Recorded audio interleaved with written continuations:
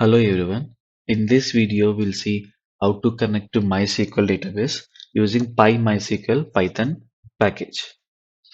So yeah, let's get started.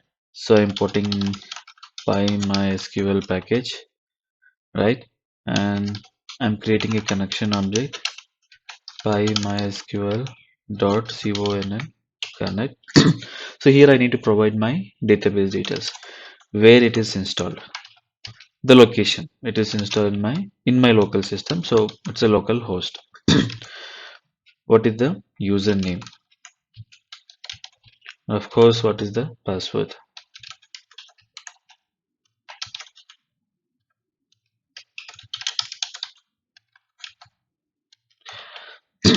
So we install in a local host. It can be in some other server, it can be AWS, Google Cloud, Azure.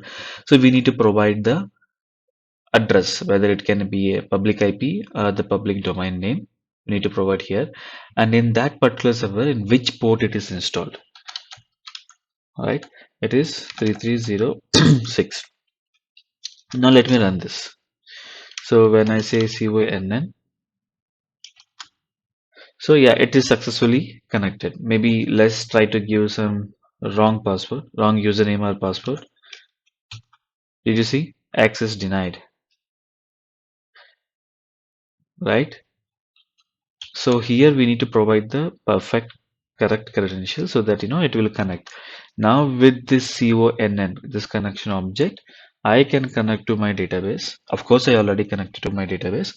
Now I can perform what are the operations I wanted to do, like the select, insert, update, delete. So whatever you wanted to do, we can do it using this connection object, right? So in this video, we understood, how to connect to the database. In our upcoming videos, we'll see how to read the data, insert the data, update the data using this particular connection object. So thanks for watching this video. Please don't forget to subscribe to my channel. Thank you.